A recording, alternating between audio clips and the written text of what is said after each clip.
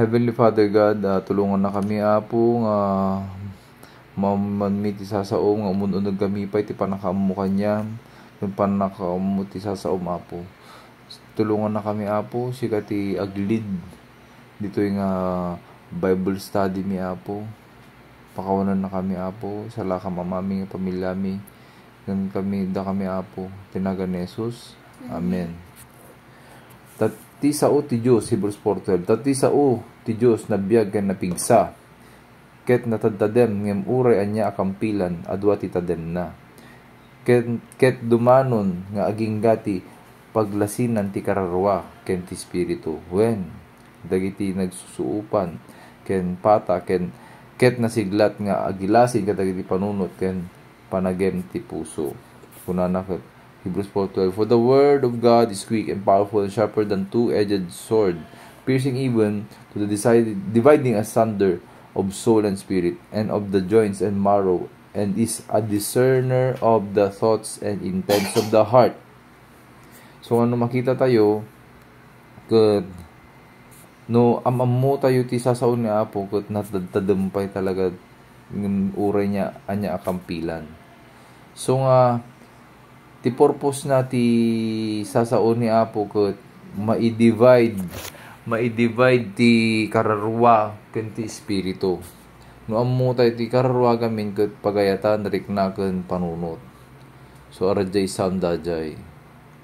So di kararwa tayo ket pagayatan rikna ken panunot. Mind, will and emotions. So ajay ti composition na ti kararwa.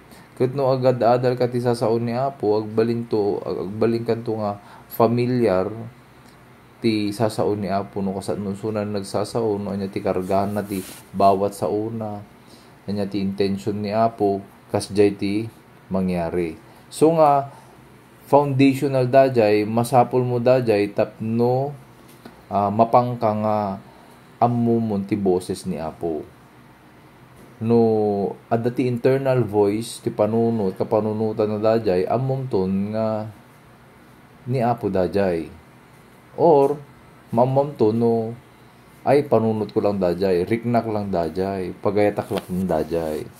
So nga agad-adal ti sasaon ni Apo tapno ammo tayo no pa nya man ti paggapgapon na ti kapanunutan tayo nga kasjay riknaken pagaytan panunot ken rikna tayo adino ti paggapgapon na. So nga kunana ket i-divide na ti soul ken spirit. Santo discerner of the thoughts and intents of the heart. Kunana ket agilasin kadagiti panunot ken panagem ti puso. Mailasin nga talaga. Amom ti panagem ti puso tayo ken panagem ti puso ni Apo. Kanya ti panunot tayo kung panunot mo ni Apo. So, ato yun, ti best nga part. Ammo tayo, no kasat nun to, nga hearing God's voice. Kas pangarigan na dati ka panunutan, nga, or image, discuss tayo to no, sumarusaron no, Habakuk to, kung na. Dati ka panunutan, may isip mo, or image nga makikita di panunot mo. Ket dajay nga pagkapanunutan kaya kasla kahit mo magbasa ti Bible. Ket no sukimatan tayo ti Bible kahit nang adda ti engagement tayo ti Bible. Kunana ko ti Bible ket study to show thyself approved unto God. So abide in me and my words abide in you. So kahit na ni Apo nga talaga nga dumket tayo, sukimatan tayo, adalan tayo di sasauna.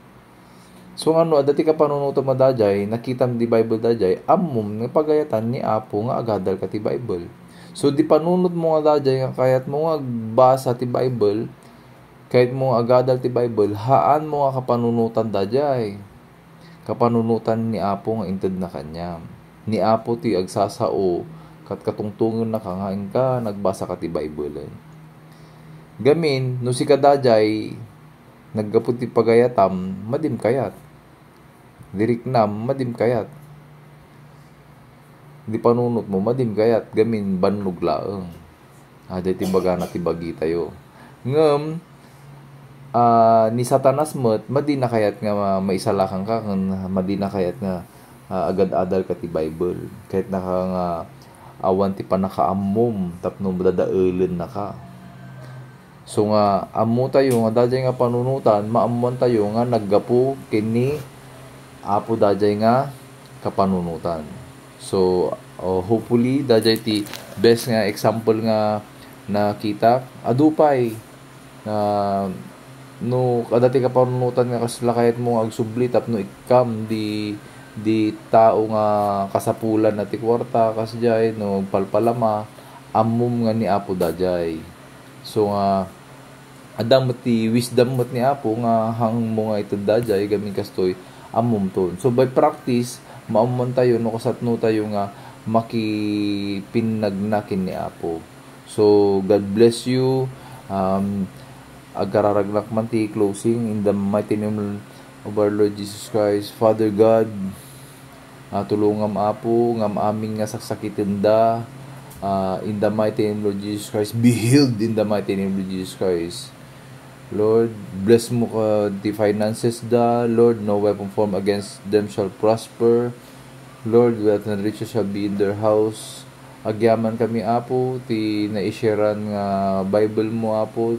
Tulungam apo nga agramot di sasao ti puso mi ken may aplikar mi ti panagbiag mi. Agyaman kami apo tinagan ni Jesus. Amen.